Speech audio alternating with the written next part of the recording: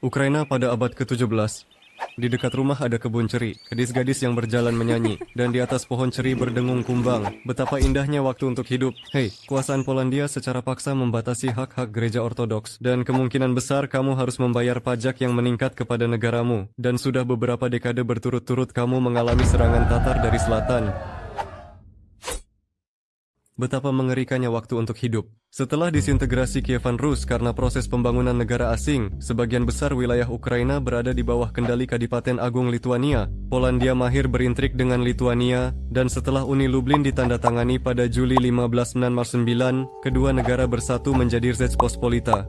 Namun orang-orang Polandia yang menentukan nasib negara, berdasarkan perjanjian, pemaksaan menjadi Katolik dimulai terhadap penduduk. Perwakilan lokal kekuasaan menjadi bangsawan Polandia atau orang setia kepada mereka, dan orang Ukraina biasa ditekan dalam hak-haknya dan dibatasi dalam kerajinan serta perdagangan. Tahu tidak? Kita memulai perjalanan ke padang belantara. Orang-orang Ukraina memulai perjalanan ke padang belantara di timur Ukraina, di mana pemerintah Polandia berada. Wilayah ini jauh lebih lemah, hanya memberi isyarat kepada rakyat Ukraina yang terhina dengan kebebasan ini. Sekarang kami akan terlibat dalam pertanian dan peternakan. Tidak ada yang akan mengganggu kami. Ini kebebasan sejati teman-teman Anda, orang Tatar. Ya, kamu akan menangkap gadis-gadis muda dan pemuda, kan? Ya, dan kamu mungkin akan menangkapku, kan? Ya. Tahu tidak, sialan kalian, kami akan melindungi diri, dan mereka mulai melindungi diri. Karena serangan Tatar, mereka terpaksa bertahan, dan seiring waktu, orang-orang Ukraina mengumpulkan pengalaman dalam bertempur. Polandia lelah oleh serangan dari selatan dan membentuk organisasi pejuang Ukraina untuk menangani serangan ini. Begitulah perkembangan Kosek Ukraina. Kemudian, para Kosek menjadi kekuatan besar, ikut dalam serangan negara tetangga, melayani raja, dan menjadi tentara bayaran di konflik Eropa.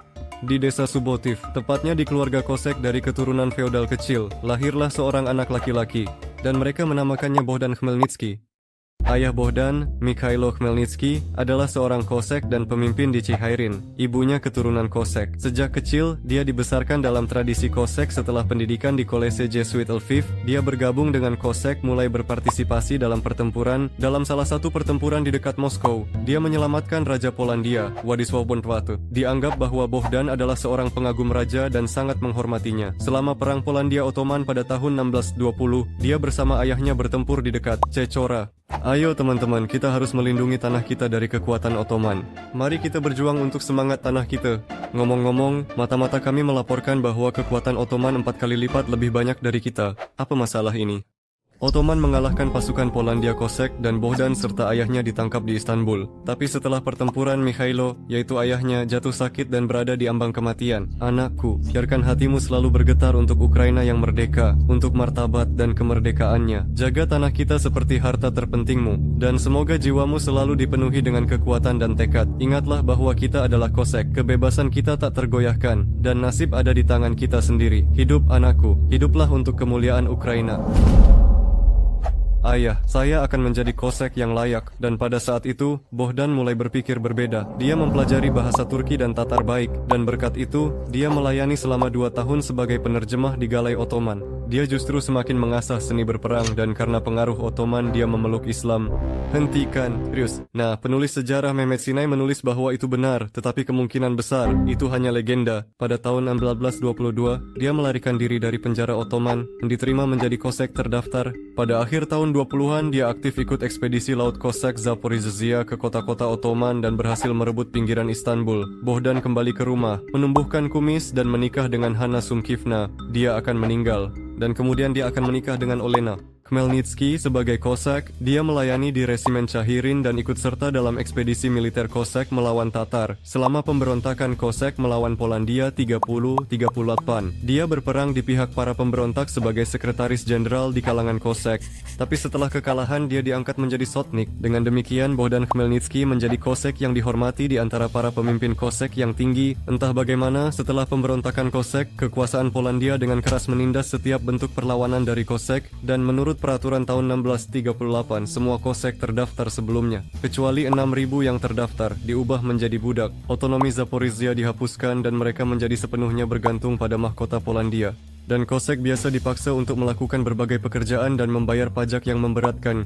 Kebijakan membantu menenangkan para Kosak dan 10 tahun berikutnya dikenal di Polandia sebagai masa damai emas. Sementara itu, Bohdan Khmelnytsky menghabiskan tahun-tahun berikutnya untuk mengurus ladangnya di Subotiv. Karena pandangannya, dia memiliki banyak musuh di kalangan bangsawan Polandia. Salah satunya adalah Danilo Chapliński, seorang kepala desa dari Cihirin.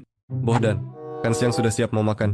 Maaf sayang, ku pergi untuk urusan kosaku. Layanan memanggil. Selamat tinggal. Lihatlah aku Bohdan Khmelnytsky, kosak terhebat. Jadi merasa mual. Siapa kamu? Saya Danilo Chapliński. Dan dengan kesempatan ini saya mengambil semua ini dari Polandia. Ini babi milik Bohdan. Ya ambil itu. Ini pakaiannya. Saya ambil itu. Apakah kamu istrinya? Ya, aku mengambilmu. Ini anaknya. Apakah... tidak. Kami akan memukulmu. Cedera anaknya begitu parah sampai-sampai dia meninggal. Bohdan Khmelnytsky, anaknya diambil, tetapi dia tetap tidak ingin kekerasan. Dia bertujuan mendapatkan haknya lewat peradilan. Sejak 46, Bohdan punya hak istimewa di Subotiv, jadi dia percaya akan memenangkan kasusnya. Namun, semua orang acuh, dan dia tak bisa membuktikan apapun. Masalahnya, kasus-kasus umum saat itu. Para Kosak menderita dari bangsawan, dan Khmelnytsky bukanlah satu-satunya korban. Tidak hanya itu, penindasan oleh pemerintah Polandia hanya semakin meningkat. Tanpa memperhatikan pengakuan gereja ortodoks, proses katolisasi penduduk berlangsung aktif, diterapkan pembatasan terhadap pendidikan dan penggunaan bahasa Ukraina. Petani biasa menderita akibat peningkatan hari kerja paksa. Sementara para Kosek hampir diambang penghapusan status mereka setelah ordonansi. Khmelnytsky harus secara pribadi mengunjungi raja dan menceritakan masalahnya. Vlad, dengarkan. Kamu tahu aku mencintaimu. Kita punya ide sama tapi semuanya kacau. Kami orang Ukraina sama sekali tidak dianggap serius.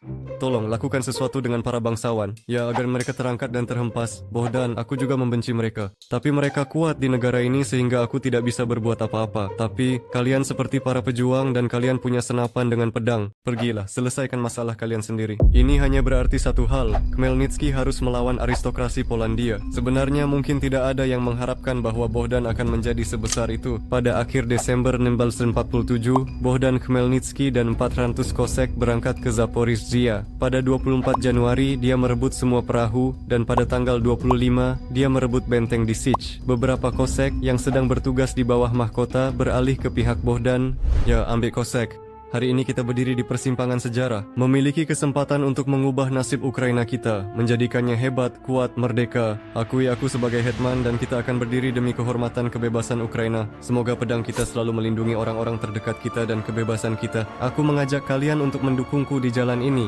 jalan menuju kebebasan, martabat, dan kejayaan. Kita berdiri sebagai anak ibu pertiwi, dan kita akan mengalahkan musuh bersama kita. Bohdan Khmelnytsky terpilih sebagai hetman dari pasukan Kosak yang bersatu. Dari persiapan untuk aksi bersenjata, dia mengajak rakyat Ukraina dengan seruan untuk bergabung dengan Kosek. Dia mengatur produksi bubuk mesiu dan mengorganisir pengadaan senjata. Khmelnytsky memahami urusan militer dan dia menyadari bahwa para Kosek memiliki satu masalah besar.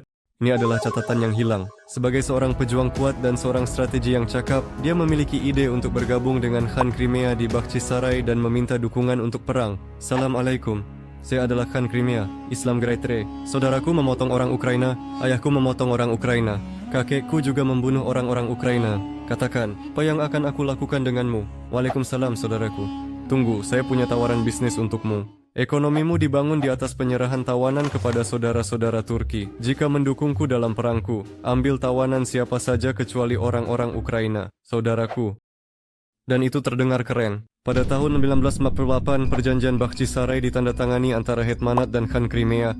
Pemimpin perang Tugaybai dengan pasukan 40.000 Tatar Crimea datang untuk memberikan bantuan. Sekarang Khmelnytsky tidak takut akan serangan mendadak dari selatan. Semua sudah siap untuk perang. Pada April 48, Polandia mengirim 30.000 pasukan melawan Khmelnytsky dipimpin Mikołaj Potocki. Namun, untuk Polandia membagi pasukan, kesalahan fatal, dan Mei 48, Kozaki dan Tatar menghancurkan pasukan Polandia, dan putra Potocki, Stefan, tewas di medan perang itu. Pertempuran ini tercatat sebagai pertempuran Sungai Kuning, awal ekspedisi pertama Khmelnytsky. Kemudian pasukan Polandia dipimpin Potocki dan Kalinowski mundur ke Korsun dan bersembunyi di kamp yang diperkuat. Pasukan Bohdan Khmelnytsky dan sekutunya pada 14 Mei mendekati kota, dan ini adalah kemenangan signifikan kedua atas Republik Polandia, dan para pemimpin tentara Polandia ditangkap oleh Tatar.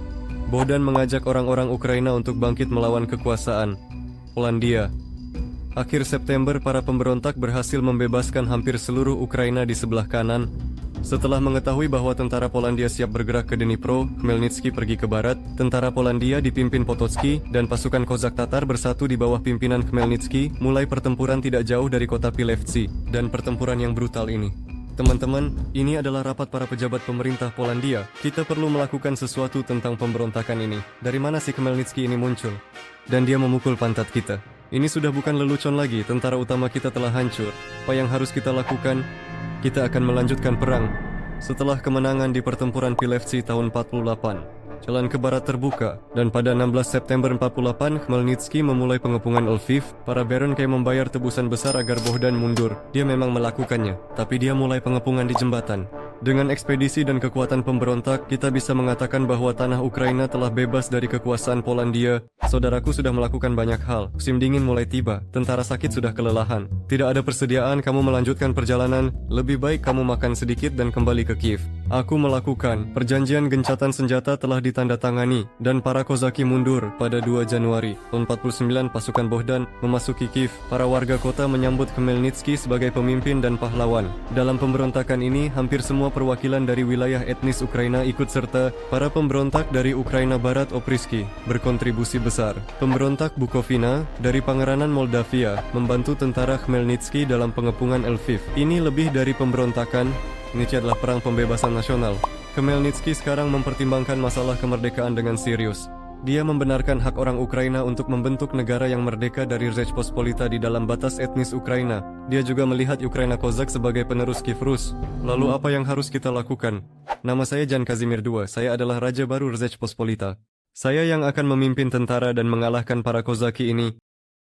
Pada April 1949, Jan Kazimir melancarkan serangan terhadap Khmelnytsky di Volyn. Tentara Lituania di bawah pimpinan Janus menyerang Kiev. Pada 10 Juli, Bohdan mengepung sebagian pasukan di Zbaraz. Jan Kazimir II berkata, kita perlu membantu mereka. Namun, Khmelnytsky tiba-tiba menyerang dan mengalahkan pasukan musuh. Sementara itu, di utara, orang Lituania hampir mencapai Kiev. Namun, serangan Kozaki di perbatasan memaksa orang Lituania mundur. Dan bagaimana dengan keberhasilan?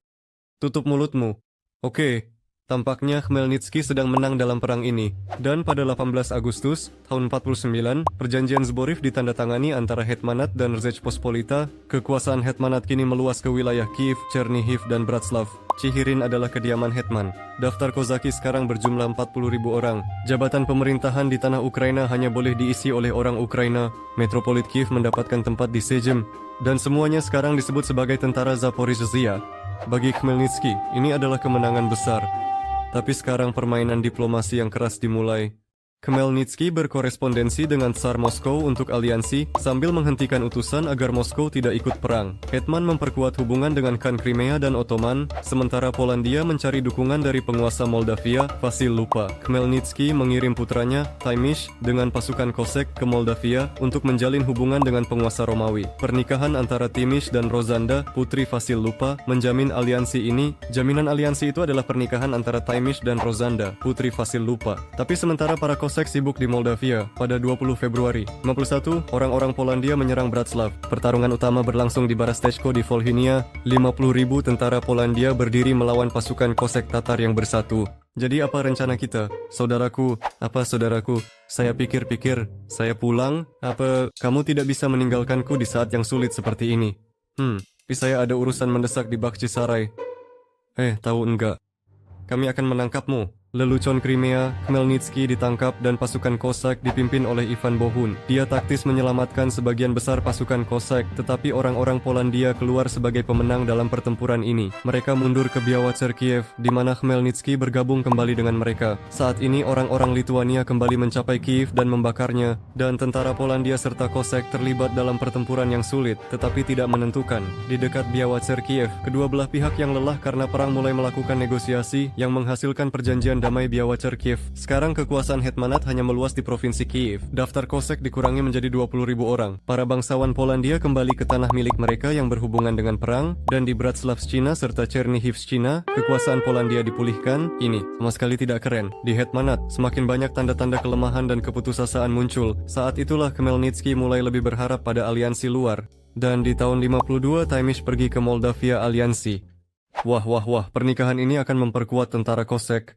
Iya, terus apa? Polandia menyerang pasukan Kosek dengan 30.000 pasukan. Siapa yang tahu apa yang akan terjadi jika Khmelnytsky tidak sempat datang membantu Taimish? Faktanya, Kosek menang gemilang. Dan pada bulan Agustus 52, Taimish menikah dengan Rozanda. Sekarang Hetmanat dan Moldavia adalah teman baik. Usai menang, Hetmanat memulihkan kekuasaan di Bratslawszczyna dan Chernihivszczyna. Sebentar, kekuasaan Balash dukung para bangsawan Moldavia radikal. Jatuhkan Vasily Lupul, dan bersamanya Taimish juga tewas. Kenapa semuanya tidak berjalan dengan baik? Sejak Februari 53, pasukan Polandia sering menyerang Ukraina, dan pada musim gugur, Jan Kazimir dengan 40.000 mendirikan kamp di dekat kota Zvanec. Kekuatan utama tentara Kosek dan Tatar datang ke sana dan mengalahkan pasukan Polandia. Assalamualaikum saudara. Waalaikumsalam. Aliansi kita tidak bisa berlaku. Ku melemparkan ini kepadamu. Sekarang aku akan bertarung di pihak Republik Polandia. Raja berjanji padaku banyak tawanan. Saudaraku, apa kau sudah meninggalkanku sekali dan karena dirimu kita kalah? Kau meninggalkanku dalam tawanan, tapi aku tetap mendengarkanmu seperti saudaraku. Saudaraku, pahami, ini hanya bisnis. Kau seperti saudaraku. Saudaraku, mungkin kau ingin mulai bernegosiasi. Pergi dari sini. Sekarang Khmelnytsky tidak memiliki sekutu. Aliansi Moldavia gagal. Kan Crimea meninggalkan para Kosek. Negara-negara Katolik Eropa mendukung Polandia Katolik, sementara Balkan Ortodoks sibuk dengan masalah mereka sendiri. Dan siapa sekarang yang bisa membantu Khmelnytsky dalam perang ini? Halo, nama saya Oleksiy Mikhailovich. Saya Raja Moskow menawarkan tangan bantuan saya kepadamu. Hetmanat secara kebetulan berada di bawah perlindungan kerajaan Moskow, dan saya berjanji tidak akan pernah melanggar kedaulatan Anda, tidak akan membatasi bahasa dan negara bangsa, dan tidak akan pernah menindas kepentingan orang Ukraina demi kepentingan Rusia. Dan apa harus dilakukan Khmelnytsky? Taruhannya adalah kedaulatan orang Ukraina. Sayangnya, dia percaya pada masa depan yang bahagia kepada Tsar Timur. Keputusan diambil di Rada Pereyaslav 8 Januari 1954, peralihan Hetmanat ke perlindungan Moskow. Kemudian, kesepakatan tersebut diperkuat dengan artikel Maret. Para Kosek mempertahankan semua hak dan kebebasan mereka, tetapi kekuasaan Tsar Moskow atas Hetman diperkuat. Garnisun Moskow ditempatkan di Kiev.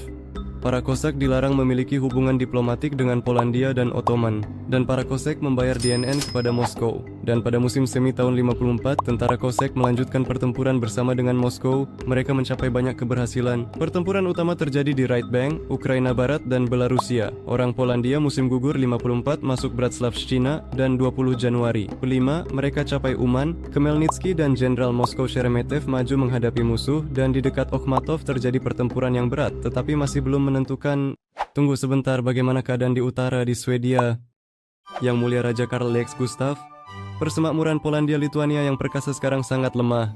Mungkin kita bisa memanfaatkan momen ini dan menyatakan perang. Ada apa denganmu?